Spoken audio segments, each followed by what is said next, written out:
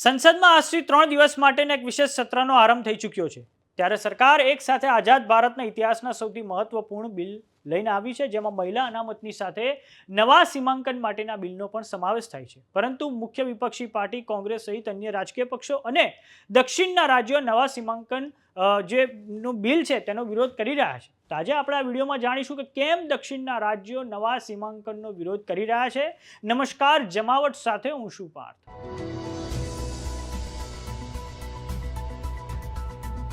કેન્દ્ર સરકાર દ્વારા આજે સંસદના વિશેષ સત્રમાં ખૂબ મહત્વપૂર્ણ એવા 3 બિલ રજૂ કરવામાં આવ્યા છે, જેમાંથી પહેલા બિલનું નામ છે 131માં બંધારણીય સુધારાનું બિલ, અને બીજા બિલનું નામ છે ડિલિમિટેશન એટલે કે સીમાંકન બિલ 2026, અને ત્રીજા બિલનું નામ છે યુનિયન ટેરેટરીઝ લોઝ અમેન્ડમેન્ટ બિલ 2026.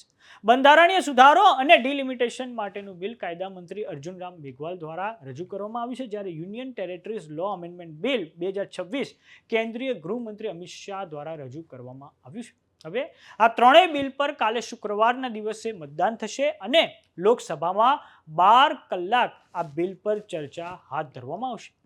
હવે આપણે સમજીએ કે આ સીમાંકનનો મતલબ શું છે. તો સીમાંકનનો એકદમ સરળ ભાષામાં મતલબ એ થાય છે કે જેટલી પણ બેઠકો છે, જેમ કે લોકસભાની બેઠકો છે અને રાજ્યની વિધાનસભાની બેઠકો છે, તેનું ચિત્ર ફરી દોરવું એટલે કે તેનો નકશો ફરી દોરવો. અને હાલમાં આપણે એ પણ સમજીએ કે નવા સીમાંકનની જરૂર કેમ પડી. તો ભારતના બંધારણમાં કલમ 82માં એવું કહેવામાં આવ્યું છે કે વસ્તી ગણતરી પછી લોકસભા અને રાજ્યની વિધાનસભાઓની બેઠકનું નવું સીમાંકન થવું જોઈએ. આ સીમાંકનથી બેઠકોનો નકશો તો બદલાય છે, પરંતુ બેઠકોની સંખ્યા પણ બદલાય છે, અને જે પણ વસ્તીના માળખામાં જે પણ વધઘટ થઈ હોય અને ફેરફાર થયા હોય તેને પણ પ્રતિબિંબિત કરવામાં આવે છે. છેલ્લે 1976 પછી સીમાંકનની પ્રક્રિયા ભારતમાં થઈ જ નથી, કેમ કે દક્ષિણના રાજ્યો તેનો વિરોધ કરી રહ્યા છે અને તેમનો દાવો છે કે તેમણે વસ્તી વધારા પર નિયંત્રણ મેળવવા માટે કુટુંબ નિયોજનના જે ઉપાયો છે તે યોગ્ય રીતે લાગુ કરેલા છે, અને આ કારણે તેમના ત્યાં વસ્તીમાં ઘટાડો પણ થયો છે, અને આ કારણે આ રાજ્યો ભવિષ્યમાં તેમનું લોકસભામાં પ્રતિનિધિત્વ ઓછું થઈ શકે છે તેવો તેમને ડર છે. અને આ પછી 1976માં બંધારણમાં સુધારો કરવામાં આવ્યો અને 1976માં સીમાંકનની પ્રક્રિયાને 25 વર્ષ સુધી તેને ફ્રીઝ કરી દેવામાં આવી. આ પછી કેન્દ્રમાં જ્યારે વાજપેયી યુગમાં 2001ના વર્ષમાં આ સમય સમાપ્ત થયો, ત્યારબાદ તેને બીજા 25 વર્ષ એટલે કે 2026 સુધી તેને વધારી દેવામાં આવ્યો, એટલે કે 2026 સુધી આ પ્રક્રિયાને ફ્રીઝ કરી દેવામાં આવી. પરંતુ હવે કેન્દ્રમાં વર્તમાન એનડીએ સરકાર આ કરવા માટે તૈયાર નથી. હવે આપણે જાણીએ કે વર્તમાન એનડીએ સરકારનો પ્રયાસ છે શું. તો લોકસભાનું કુલ કદ છે તેમાં 850 બેઠકોનો એમણે વધારો કર્યો છે. આ 850 બેઠકોમાં 815 બેઠકો રાજ્યોની હશે, જ્યારે 35 બેઠકો કેન્દ્ર શાસિત પ્રદેશોની હશે. પરંતુ દક્ષિણના રાજ્યોમાં ખાસ કરીને કર્ણાટક, તમિલનાડુ અને કેરળમ હવે આ નવા સીમાંકનનું જે બિલ છે તેનો વિરોધ કરવામાં આવ્યો છે, કેમ કે આ રાજ્યનો દાવો છે કે નવા સીમાંકનથી લોકસભામાં અમારું રાજકીય પ્રતિનિધિત્વ ઘટી જશે. તમિલનાડુના મુખ્યમંત્રી સ્ટાલિન દ્વારા તો આ નવા સીમાંકનવાળા જે બિલ છે તેને પણ બાળી નાખવામાં આવ્યું, અને આગામી સમયમાં 23મી તારીખે તમિલનાડુમાં વિધાનસભાની ચૂંટણીઓ છે, ત્યારે સત્તાધારી ડીએમકે પક્ષ આ નવા સીમાંકનના મુદ્દાને પણ ચૂંટણીઓનો મુદ્દો બનાવવા માટે પ્રયાસ કરશે તેવી સંભાવના છે. હવે દર્શક મિત્રો, આપણે નકશાની મદદથી સમજીએ કે કેમ દક્ષિણના રાજ્યો તમિલનાડુ, કેરળમ, કર્ણાટક અને તેલંગાણા આ નવા સીમાંકનનો વિરોધ કરી રહ્યા છે. તો આ તમે સ્ક્રીન પર જોઈ રહ્યા છો ભારતનો રાજકીય નકશો. ભારતના રાજકીય નકશામાં લોકસભાની સીટોની દ્રષ્ટિએ સૌથી મોટું રાજ્ય જો કોઈ હોય તો તે છે ઉત્તર પ્રદેશ. દર્શક મિત્રો, ઉત્તર પ્રદેશમાં હાલમાં 80 બેઠકો આવેલી છે, અને જો આ નવું સીમાંકન અમલમાં આવ્યું તો સંભાવના છે કે આ નવા સીમાંકનથી ઉત્તર પ્રદેશમાં બેઠકોની સંખ્યા વધીને 120 થઈ શકે છે. આ પછી વાત કરીએ ઉત્તર પ્રદેશના પડોશી રાજ્ય બિહારની. તો બિહારમાં હાલમાં છે લોકસભાની 40 બેઠકો, અને નવું સીમાંકન જો અમલમાં આવે તો ત્યાં પણ આ 40 બેઠકોની સંખ્યા વધીને થઈ શકે છે, તેની સંખ્યા 60 સીટો થઈ શકે છે. હવે વાત કરીએ લોકસભાની બેઠકોની દ્રષ્ટિએ બીજા નંબરનું સૌથી મહત્વનું રાજ્ય ભારતનું, જેનું નામ છે મહારાષ્ટ્ર, અને મહારાષ્ટ્રમાં હાલમાં 48 સીટો આવેલી છે, અને નવા સીમાંકનથી સંભાવના છે કે ત્યાં પણ સીટો વધીને 72 થઈ શકે છે. હવે જાણીએ કે દક્ષિણના રાજ્યોને કેમ આ નવા સીમાંકનથી તેઓ અસંતુષ્ટ છે.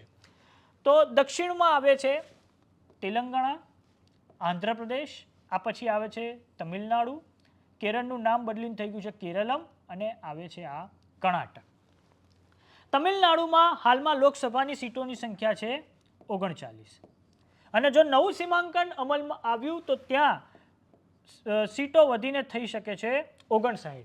આ પછી વાત કરીએ તેના પડોશી રાજ્ય કેરળમની, તો કેરળમમાં છે લોકસભાની હાલમાં 20 સીટો, અને ત્યાં જો નવું સીમાંકન અમલમાં આવ્યું તો ત્યાં સીટોની સંખ્યા વધીને થઈ શકે છે 30. આ પછી વાત કરીએ કર્ણાટક, કે દક્ષિણમાં કર્ણાટકમાં કોંગ્રેસની સરકાર છે સિદ્ધાર્થ રમૈયાના નેતૃત્વવાળી, તો ત્યાં પણ હાલમાં 28 સીટો છે, અને નવા સીમાંકનથી આ કર્ણાટકમાં 42 સીટો થઈ શકે છે. વાત કરીએ આંધ્ર અને તેલંગાણાની, તો આંધ્ર અને તેલંગાણામાં પણ કુલ 42 સીટો છે, અને નવા સીમાંકન પછી આ સીટોની સંખ્યા થઈ શકે છે 63.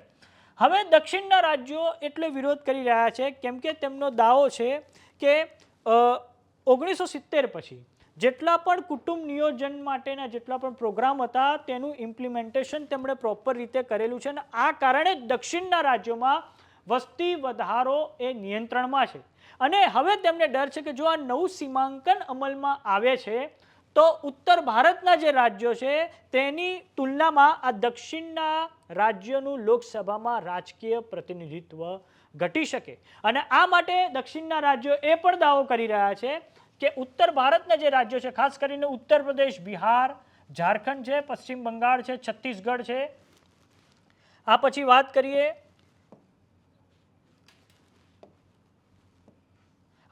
કરીએ મધ્યપ્રદેશની અને રાજસ્થાનની. દક્ષિણના રાજ્યોનો દાવો છે કે આ તમામ ઉત્તર ભારતના જેટલા પણ રાજ્યો છે તેઓ વસ્તી વધારા પર નિયંત્રણ મેળવવામાં નિષ્ફળ ગયા છે, અને તેમનું એવું પણ કહેવું છે કે આ ઉત્તરના જે રાજ્યો છે તેમણે એજ્યુકેશનમાં પણ ઇન્વેસ્ટ કરેલું નથી, અને આ જ કારણ છે કે હવે દક્ષિણના રાજ્યો ખાસ કરીને તેલંગાણા, કર્ણાટક, કેરળમ અને તમિલનાડુ તેઓ આ નવા સીમાંકન બિલનો એ લોકો વિરોધ કરી રહ્યા છે. અપેક્ષા રાખીએ કે સરકાર સંસદમાં એક સર્વ સહમતિ સાથે આ બિલો પસાર કરાવી શકશે, અને ભવિષ્યમાં જે પણ પ્રશ્નો છે તેનો ઉકેલ આવી જશે, કેમ કે આ પ્રશ્ન ન માત્ર બંધારણીય દ્રષ્ટિએ ખૂબ મહત્વનો છે, પરંતુ આ પ્રશ્ન જે આપણો સંઘવાદનો ઢાંચો છે એટલે કે ફેડરલિઝમ છે તેને લઈને પણ ખૂબ મહત્વનો છે. દક્ષિણના રાજ્યોને એવું લાગે છે કે તેઓ ઇકોનોમીમાં પણ ભારતની જેટલી જે ઇકોનોમી છે તેમાં પણ તેમનો ફાળો ખૂબ અભૂતપૂર્વ રહ્યો છે, તો પછી કેમ આગામી સમયમાં લોકસભામાં તેમનું રાજકીય પ્રતિનિધિત્વ ઘટવા જઈ રહ્યું છે. તો સમાચારોમાં અત્યારે બસ આટલું. જોતા રહો જમાવટ. જો તમે અમને યુટ્યુબ પર જોઈ રહ્યા તો સબસ્ક્રાઇબ કરો, જો તમે અમને ફેસબુક પર જોઈ રહ્યા તો ફોલો કરો, સાથે જ અમારી વોટ્સઅપ ચેનલ આવી ગઈ છે, જોઈન કરવાનું ના ભૂલતા. નમસ્કાર.